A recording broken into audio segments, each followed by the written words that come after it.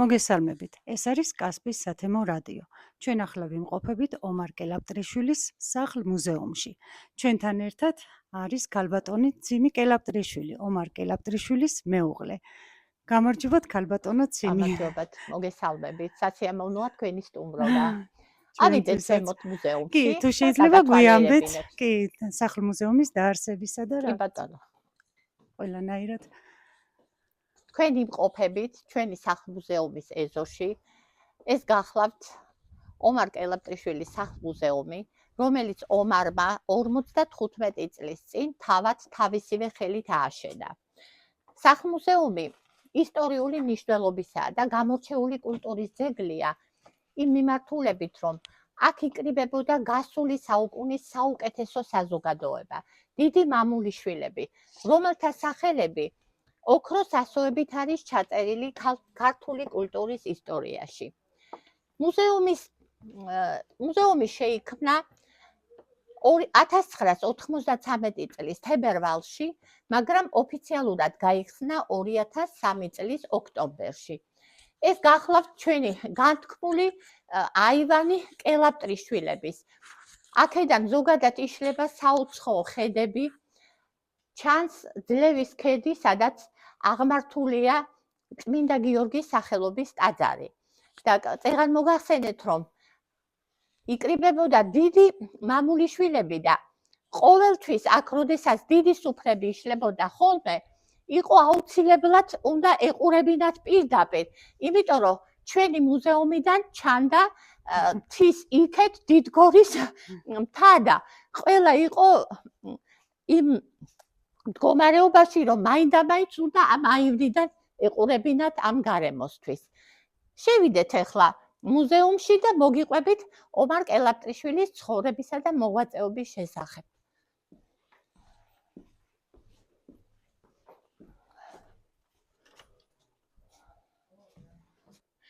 ომარ კელაპტრიშვილის ხელოვნება მოდის მისი ოჯახიდან.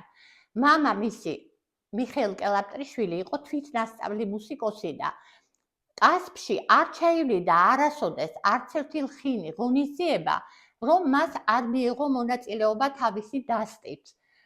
ასევე ძალიან მუსიკალური იყო ზოგადად კელაპტრიშვილების ოჯახი, მაგრამ გამორჩეულები იყო ჩვენი ოჯახი, იმიტომ რომ მეორე შვილი ომარის ძმა ასევე არაჩვეულებრივად მღეროდა და უკრავდა ყველა ხალხურ საკრავებზე.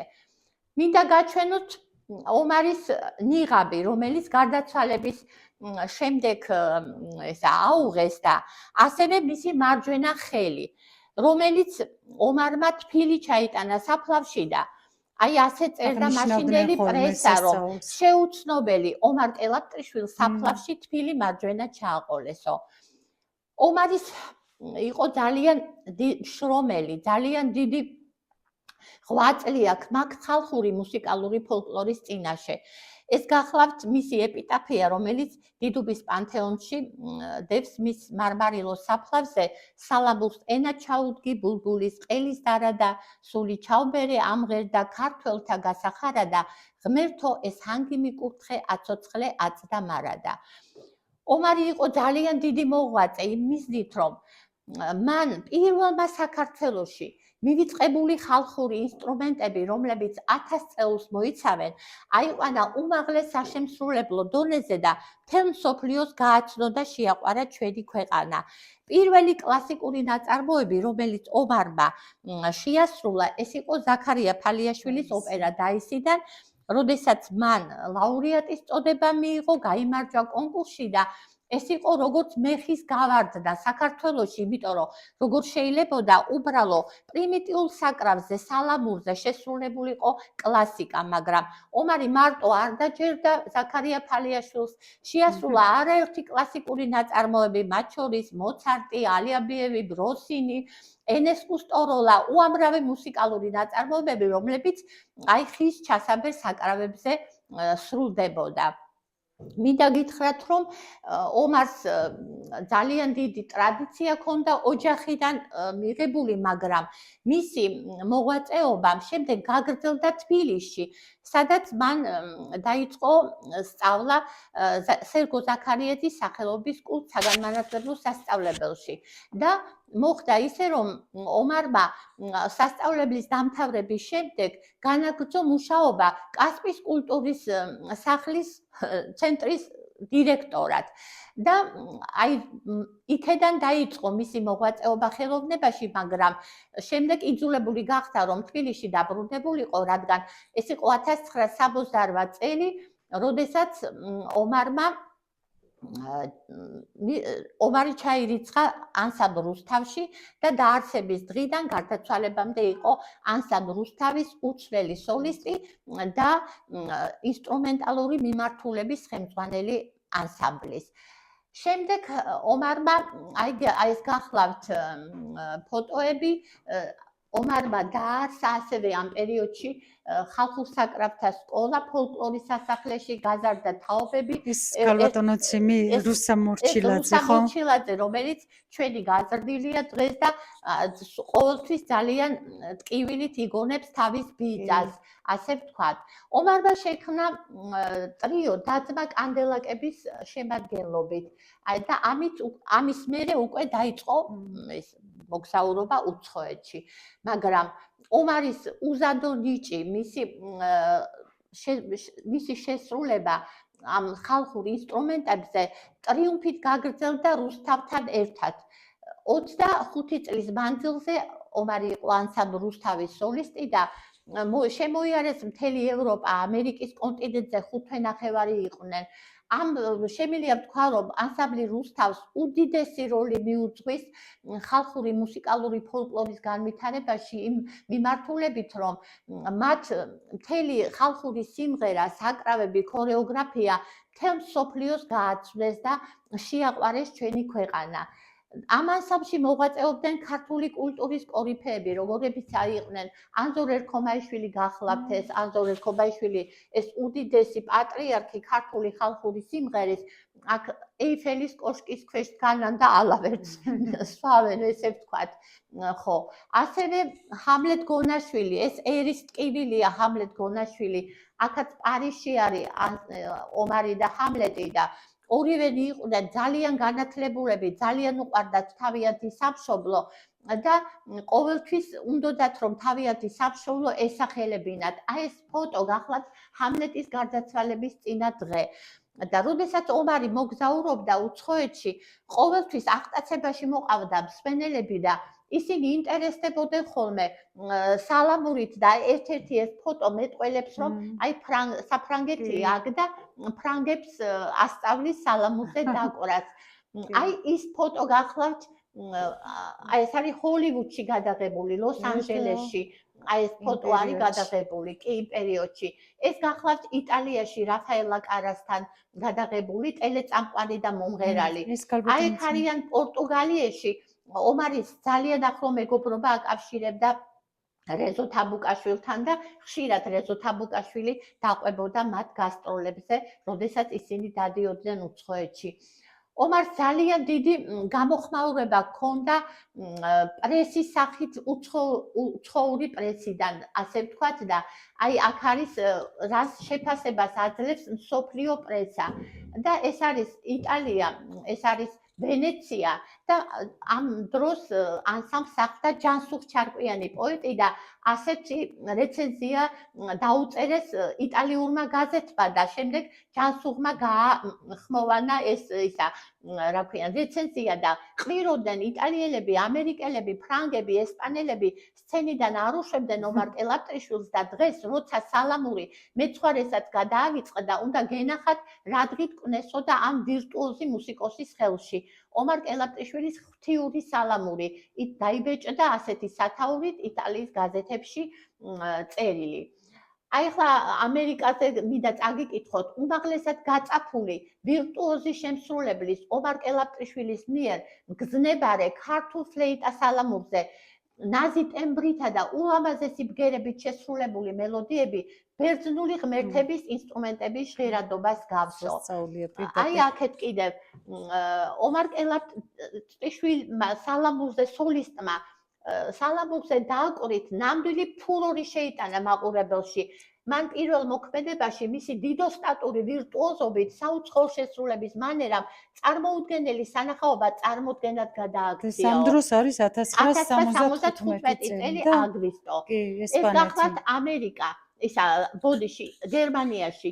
ამ კონცერტის მწვერვალად იქცა ომარ კელაპტრიშვილის გამოსვლა, რომელიც წარმოუდგენელი ვირტუოზობით უკრავდა არა მარტო ერთ, არამედ ორ სალამურზე ერთად. სენსაცია, აი ესეთი ძალიან ისეთი ისინი აქვს შეფასებები, რომ ყველას შეიძლება სიამაყით აღივსონ ყველა და აი ეს წიგნი მინდა გაჩვენოთ. ომარის იუბილე ჩატარდა 2023 წელს და მაშინ გამოვეცით ეს წიგნი და ქართული სალამურით დაპყრობილი მსოფლიო. და აი ამ წიგნის გაცნობით ყველა ქართველი მართლა ძალიან დიდი სიამოვნებით წაიკითხავს და სიამაყით აღივსება მართლაც ამ შემოქმედზე და ეს ძალიან მნიშვნელოვანია ზოგადად ჩვენი მუზეუმისთვის. ეს გახლავთ ნაჩუქარი წიგნები, სადაც ომარს ჩუქნიდნენ გამოჩენილი მოღვაწეები, ასე ვთქვათ, ჩვენ ძალიან ახლო მეგობრობა გქონდა ვახუშტი კოტეტიშვილთან, ჩემს ციბის და ომარს, ჩემს უსაყვარლეს ოჯახს. იხარე და იბედნიერეთ თქვენ გენაცვალოთ თქვენი ვახუშტი. აგვაქვს დოჩანაშვილის წიგნი, აგვაქვს თემურ ჩალაბაშვილის წიგნი, ეს დიდი პოეტის, ჩემს ძვირფას კელაპტრიშვილებს, ჩემი უსაყვარლესი ომარის ოჯახს. აი რა გითხრათ, ძალიან დიდი სამეგობრო დარჩა ომარი და იცით როგორ ხდებოდა ხოლმე? აქ ხშირად იკრიბებოდა ანსამბლი რუსთავი თავისთავად, ძველი ქართული ხმების ბიჭები და ჰქონდათ განუწყვეტელი ქეიფი, მაგრამ ეს უბრალო შეხვედრები არ იყო, ეს იყო ეროვნული შეხვედრები და იყო მსჯელობა ლიტერატურაზე, ხელოვნებაზე, სამშობლოს სიყვარულზე.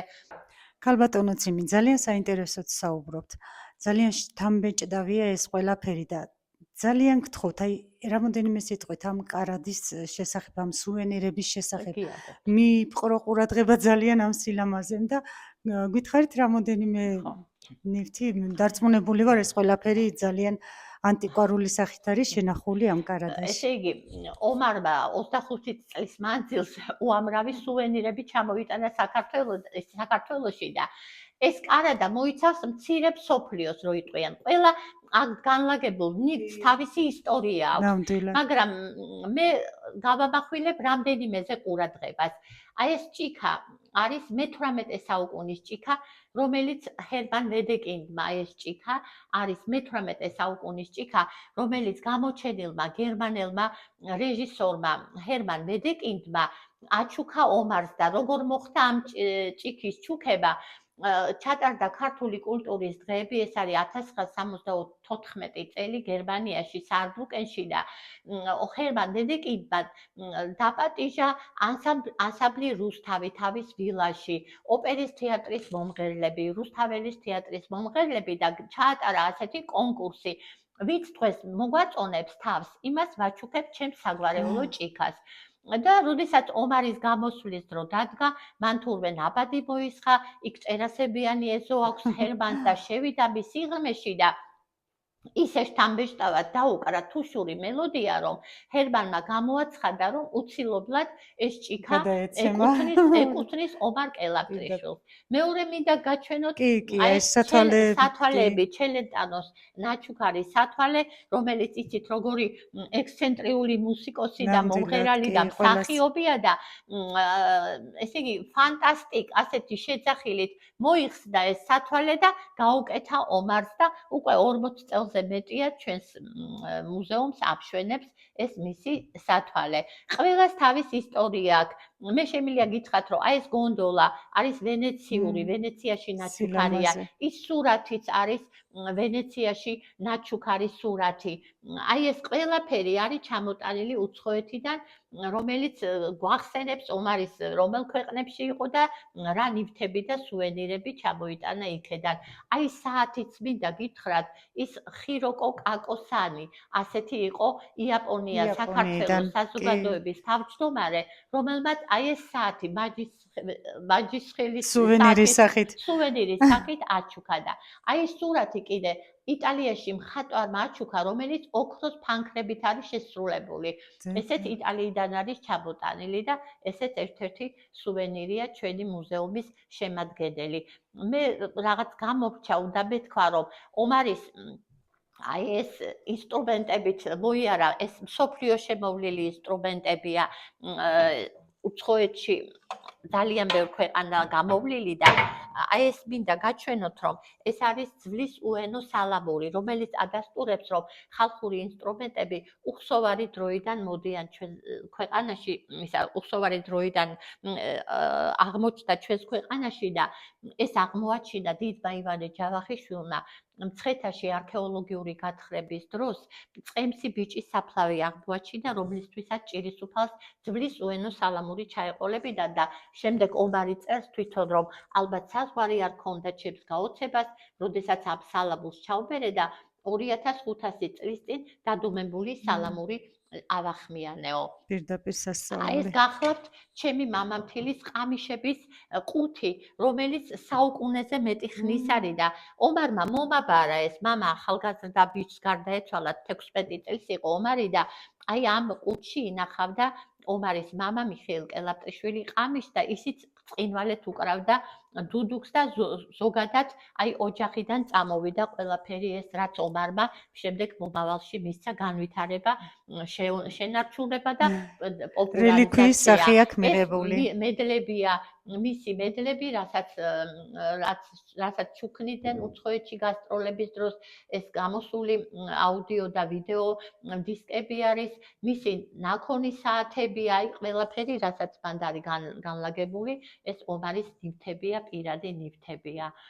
ეხლა შემდეგ გადავინაცვლოთ მეორე ოთახში, მოგიყვებით ომარმა უკვე აი სანამ გარდაიცვლებოდა 10 წლით ადრე ჩაუდგა სათავეში ტელევიზიის ხალხურ საკრავთა ორკესტრს, რომელიც შემდეგ ვოკალურ ინსტრუმენტული გახადა, ეს გახლავთ ეს იავდანა, ანსამბლი იავდანა დაარსა ტელევიზიის მაშინ პირველი არხი არსებობდა მარტო და მართლაც ისეთი ანსამბლი იყო ქალების, რომ ანალოგი არ ქონდა საქართველოში.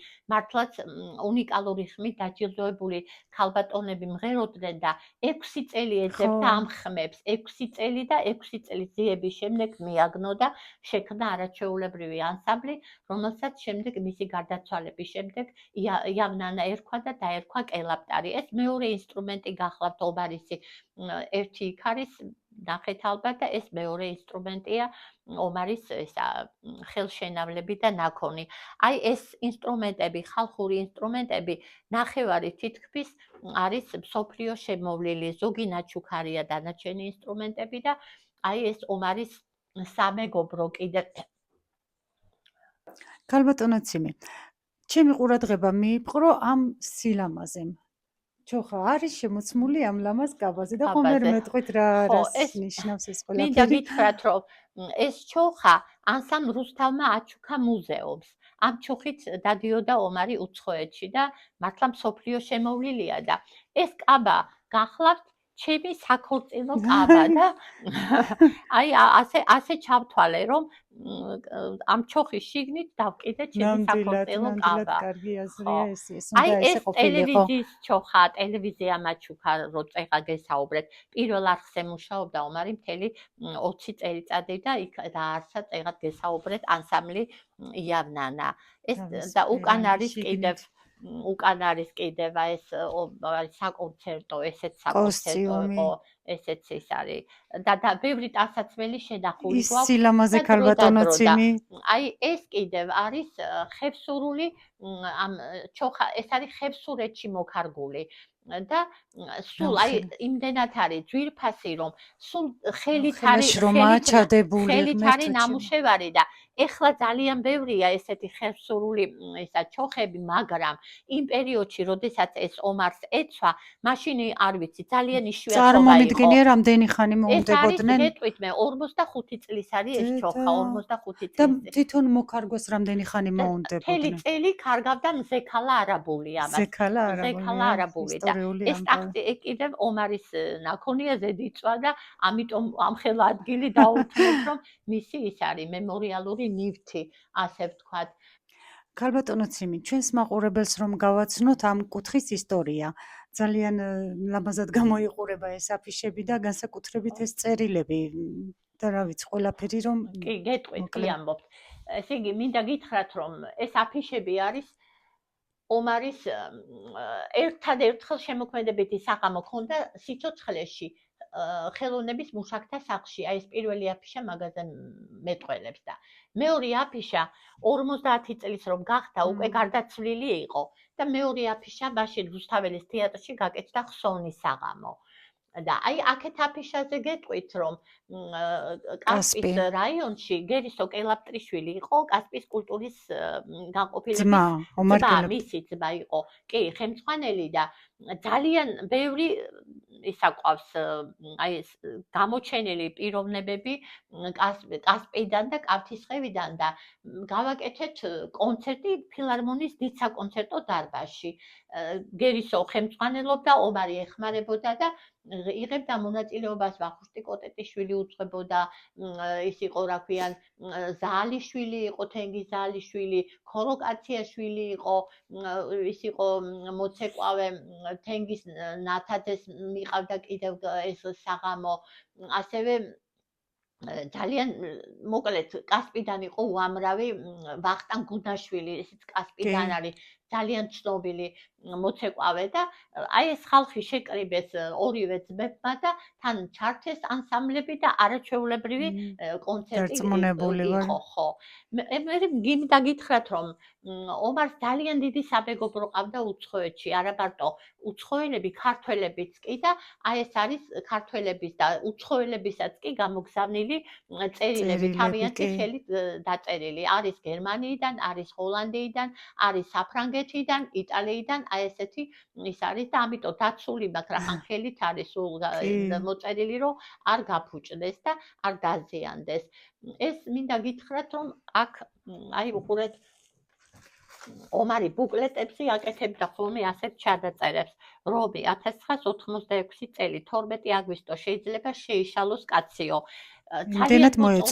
ძალიან მოწონდა იტალია, ძალიან მოწონდა და რამდენჯერაც ჩავიდოდა, იმდენჯერ უნდა შესულიყო და ენახა ეს ისა სიქსტის კაპელა და რა ვიცი, ყველა მუზეუმი და ყველა ძეგლი და ისეთი ის გამოვდიოდიო ყველა ნახვაზეო, რომ პირდაპირ აღტაცებისაგან და რამე თქვა არ ვიცოდიო, რომ ნახულობდიო მიქელანჯელოს, რაფაელოს, ტიციანის, ლეონარდო და ვინჩის შედევრებსო და ერთხელო ფლორენციაში ვიყავიო და ერთმა ჟურნალისტებმა მოგვიწყვესო პრეს-კონფერენციაო და შემეკითხნენო, რომ აი რა ასოციაციები გემართება შენ რო უკრავ ხალხურ საკრავებზეო და მე ვთხარიო, რომ მე მაქვსო ძალიან დიდი სიაბაყე ამისიო, რომ ჩვენ ქართველ ერთს გაგვაჩნია ასეთი საგანძური, როგორიც არის ხალხური ცეკვა, ხალხური სიმღერა და საკრავებიო და მე მეუთხარიო, რომ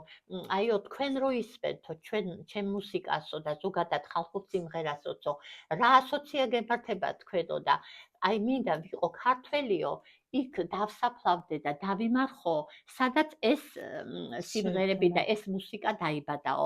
აი ასეთი შეფასებებს აძლევდნენ ისა ჩვენ შემოქმედებას და ჩვენი მუზეუმის დანიშნულებაც ეგ არის, რომ ეს ხალხური მუსიკალური კულტურა, რომელიც ჩვენმა წინაპრებმა, გენიოსებმა შემოგვინახეს, შეინარჩუნეს და აქნობამდე მოიტანეს, ხო, ჩვენც გაუწიოთ პოპულარიზაცია, განვითარება, ახალ თაობას ჩაუნერგოთ სიყვარული, შევაყვაროთ ეს, რაც ჩვენი მართლა ერი საგანძურია და რითაც ამაყობს ჩვენი ერი და მართლაც ეს არის იდენტობა, ჩვენი იდენტობა, საგანძური, რომელიც მართლაც ამ გენიოსებმა ჩვენმა წინაპრებმა დაგვიტოვეს და შემოგვინახეს და ჩვენ უნდა მივცეთ განვითარება და პოპულარიზაცია.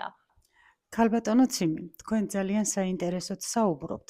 ძალიან შთამბეჭდავია, გადმოცემა გაქვთ ისეთი, რომ მოგზაურობთ, რასაც ქვია დროში და დარწმუნებული ვარ ამ სიუჟეტის ნახვის შემდეგ ჩვენი მსმენელი, ჩვენი მაყურებელი დაინტერესდება, რომ ადგილზე მოვიდეს, დაათვალიეროს და გაეცნოს ამ ყველაფერს. მუზეუმის ხელმძღვანელებმა გადავწყვიტეთ, რომ უფრო მეტი გავაკეთოთ მუზეუმისთვის წარმოჩენის თვალსაზრისით და სხვათა შორის მათი მოთხოვნაც იყო, რომ ჩვენ ყოველთვის დიდი გულისყურით, დიდი მონდომებით ვაცნობთ ომარის ცხოვრებას, შემოქმედებას, ჩვენთან მოსულ დამთვალიერებელს, ვიზიტორს, მაგრამ ახალი მიმართულება უნდა შემოვთავაზოთ ამიერიდან და მე მგონი ეს უფრო მეტად გააუმჯობესებს გააზრდის ვიზიტორების მოსვლას, დამთვალიერებლების მოსვლას, სტუმრების მოსვლას. შევიძინეთ ფართო მოცულობის ტელევიზორი, რომელშიც ჩვენ უამრავი ვიდეო მასალა გვაქვს, აუდიო და ვიდეო თვალსაზრისით და პირადად ცოცხლად ომარის წარმოუდგენ და ვაჩვენებთ მის კონცერტებს, მის განვლილ ცხოვრებას, მის უცხოეთში მოღვაწეობას და ძალიან შთამბეჭდავი და უნიკალური მასალა გვაქვს არქივში შემონახული, რომელიც ჩვენ ვიმუშავეთ და განვათავსეთ დისკების სახით და ნებისმიერ დროს შეგვიძლიათ ეს ხდება ხოლმე სამუშაო დღეებში, 4-შაბათი, 5-შაბათი, პარასკევი, შაბათი, კვირა, ჩვენი მუზეუმი დილის 11 საათიდან საღამოს 6 საათამდე არის ღია და ნებისმიერ დამთვალიერებელს სტუმარს შეუძლია მოხვდეს და მოისმინოს ეს ჯადოსნური ჰანგები ომარ კელაპტრიშვილის შესრულებით. ეს ახალი მიმართულება ნამდვილად ძალიან კარგია, იმიტომ ბავშვები მეტი დარწმუნებული ვარ, ბავშვები მოდიან და ეს ეკრანზე დანახული კიდე თითქოს ცოცხლად აღიბეჭდება.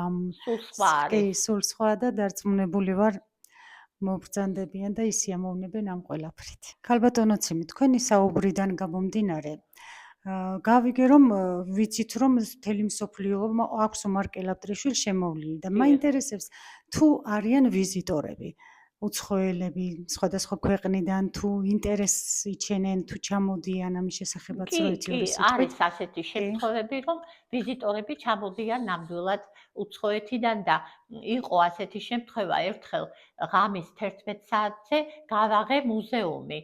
მართლაც ეს იყო უჩვეულო, მაგრამ ისეთი საინტერესო მუზეუმი, სტუმრები იყვნენ, რომ უარი ვერ უთხარი და აღმოჩნდა ვინ რომ 15 წლის ყოფილა ეს ახალგაზრდა ბიჭი მაშინ, როდესაც ომარი თვითონ ნახა კოლნის ტაძრის წინ გამოდიოდა კონცერტით. და ეს იმაშიც არის YouTube-ზე ცდებს ეს კონცერტი კოლნის ტაძრის წინ და მაშინდელი ეს 15 წლის ბიჭი იყო უკვე 45 წლის ბიჭი ჩემთან რომ მოვიდა და თქვენ წარმოიდგინეთ ცრემლებამდე ტიროდა, აი ცრემლებამდე რომ ვიტყვიან რომ ნახა ომარის და მე ისეთი თბილი და ისეთი საყვარელი წყვილი იყო, ცოლქმარი იყო, ქართველი ყავდა ცოლი, აქაური და ვაჩუქე აუდიო დისკი, ვიდეო დისკი ვაჩუქე და ჩაიხუტა გულში და აი ესე დამემშვიდობა და ემოციური იყო, ნამდვილად ემოციური შეხვედრა და 11 საათზე იმიტომ მოვიდა რომ შემთხვევით გაიგო უკვე თბილისში ბრუნდებოდნენ რომ კავთისხევში არსებობს ომარის სახლ-მუზეუმი, ის აი შარშანი იყო ეგეთი შემთხვევა. როგორ გაუხარდებოდა, დარწმუნებული ვარ. დანარჩენი ისე გერმანელი სტუმრები მყავდა, ჰოლანდიიდან იყვნენ სტუმრები, ავსტრიიდან იყვნენ სტუმრები, როგორ არა, ხშირად მოდიან ხოლმე და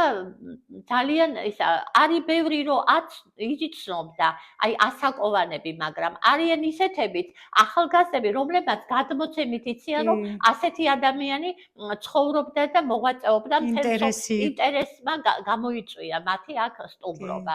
ისე რომ შესანიშნავი. არ გვაკლია ვიზიტორები, მაგრამ მე სურვილი მაქვს, რომ აი ძალიან ბევრი მოვიდნენ, ძალიან ბევრი გაინტერესდნენ, განსაკუთრებით ახალგაზრდა თაობა შეიყვარონ ეს ხალხური მუსიკალური ფოლკლორი და გადასცენ კიდე თავიანთ ახლობლებს, გააცნონ, რომ აი ასეთი ადამიანი ცხოვრობდა იმიტომ, რომ თავისი შემოქმედებით წინაპრებისათვის გადაეხადა მადლობა და მომავალი თაობისთვის კიდევ იმხელა შემოქმედება დაეტოვებინა, რომ მათ გასჩენოდათ სურვილი, რომ მომავალში თვითონვე იყვნენ ხელმძღვანელები და ანსამბლები შექმნან, კვარტეტები შექმნან, გამოვიდნენ არა მარტო საქართველოში, არამედ მსოფლიოს მასშტაბითაც.